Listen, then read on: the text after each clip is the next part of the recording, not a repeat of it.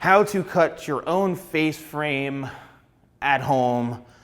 God help us all, but if you are at home and you're feeling experimental, you've got a pair of scissors, and hopefully they're my scissors. I do sell my own scissors, shop.thesalonguy.com, and my own combs. If you're feeling experimental, please don't try this at home. But if you must try this at home, I'm going to show you a couple of techniques and tricks and things to be careful about if you are attempting to cut a face frame. So the first thing when doing a face frame is you have to find out where is your natural parting, okay? That's the most important part, is the natural part. Even I have a natural parting. No, I don't. But the natural parting is where you wear your hair most of the time, whether it's in the middle, off to the side, whatever it is.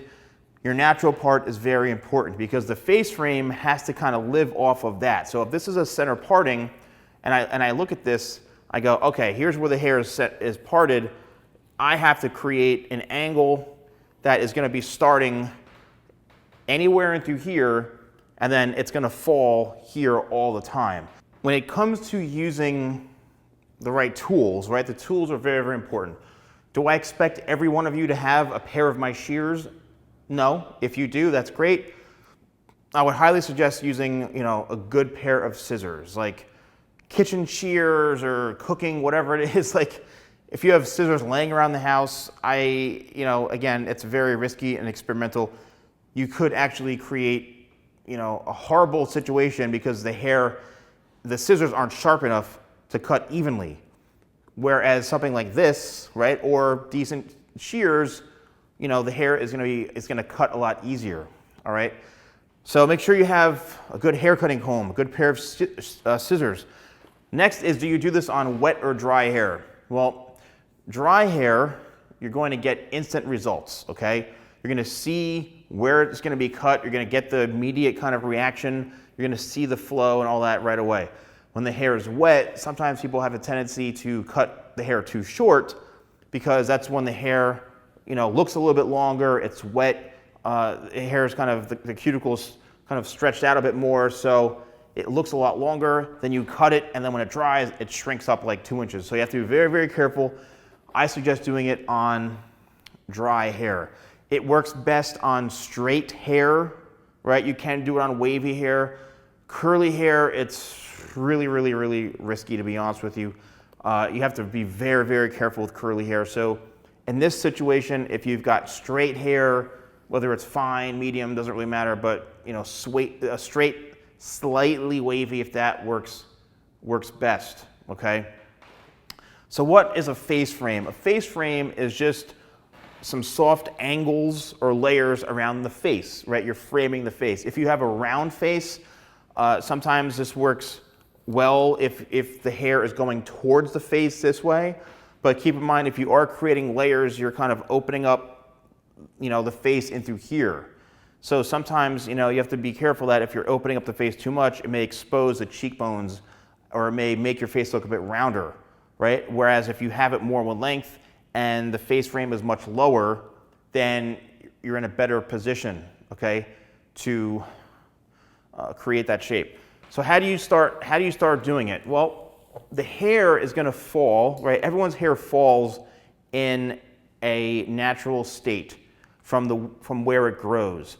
And a lot of times people, the hair will grow down, right? The hair grows downwards like this.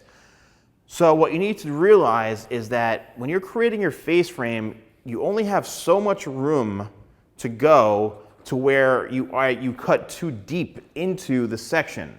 Meaning that if I were to comb this straight down and say I went in and I cut a chunk of hair that went from here to here, that was like on like an angle, and I like completely butchered it, you're gonna have a situation where this is what you're gonna see. You're gonna see something like this, and then long hair, and it's gonna look awful, and you're gonna probably freak out. What you want to see is something more like this, where it tapers in and blends in with the rest. And that's where, again, doing it yourself is risky, but if you were to do it yourself, you want to comb the hair down. Comb it as much as you possibly can to see exactly where it's laying. And then what you want to do is pick a point where you're starting the face frame. Where do you want that first piece, that money piece, to fall? Do you want it to fall way down in through here and keep your hair very, very long? Are you looking for a little more, volume and you want to open this up a little bit, get a little more movement going on? Then you maybe start it up here. The shorter you cut this piece, remember, that's where it's going to live. So you have to then connect that short piece all the way into the angle this way, all right? So now with the actual technique, what you can do, and again, you'll be standing, obviously this is your own head, so you're gonna have to kind of comb and look in the mirror, and you're gonna be combing down this way. And chances are you're gonna have to slide cut down, right, like this. So if I'm gonna pretend that I'm gonna be coming from the angle this way, what you can do is you can comb all this out of the way, pick a spot where you want the face frame to start, and you can actually, don't even use your hands, but what you can do, I wanna make sure that I'm not gonna be standing in front and blocking the view. What you can do is cut on an angle. So I'm gonna start the face frame right here. My shears are angled downwards, and I'm gonna start to close the shear and work my way down into the length, okay?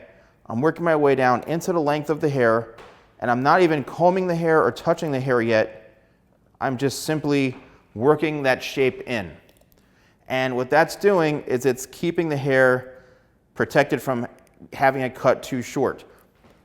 Again, so I use no fingers, I didn't use anything, and we have a nice, soft face frame. This is like worst case scenario, you did an okay job, and you're like, oh my gosh, it worked. Then what you can do is you can bring all the hair forward like so, and then if you feel like you need to bring it up or you need to even this out a little bit and do a better job connecting, then you can just do this. And now all of the work is pretty much done for you, and you've got a beautiful face frame. How do you match it up? Well, you take a little piece from the side you just cut. You're now gonna comb this all the way down, make sure the hair is combed thoroughly, and you're gonna use this piece, the shortest piece, as a guide. And what is a guide? Well, the guide is kind of like you're tracing, okay? That's what that is, you're tracing. You can clip this out of the way. Remember, keep these scissors, keep them moving, and what I'm doing is I'm not taking big chunks like this. I'm actually opening and closing the shears very slightly. And what that's allowing me to do is prevent from me just chopping the entire section off. So then, let's comb all this hair forward like so. And now we're gonna cut kind of upwards, and we're gonna try to match this up. Just like that. And this is the very, very kind of conservative face frame. You want a little bit of movement, a little bit of volume. And then what you can do is you can bring all the hair forward like this, and you can check to see if it's even by just combing all the hair down. You can match it up this way, okay? And believe it or not, we're even Steven right now, which is, I surprised myself, the fact that I got this even in one shot. So now let's bring this hair back and get that nice volume in there that we're looking for. This is like literally minimal effort what I did. This is like, you want to create a little bit of something, a little bit of volume, a little bit of texture, and this is a great way to do it without having to cut like tons of hair. And you can see now we've got a soft little face frame. You want to tuck the hair behind your ear. You can bring some pieces down like this, and there's that little soft, face frame. Those little pieces, you want to, let those come down this way. Give some volume, right? Which I think is very, very nice. You can do a side part.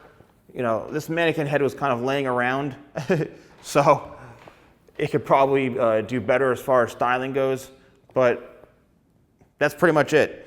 And again, this is on the conservative side. So if you want to go a little shorter, you can. If you want to go a little bit longer, you can. But notice how, right now we just soften this up. Let's get a little closer so you can see. Do you see how we just soften this up right in through here without creating and disrupting any of this?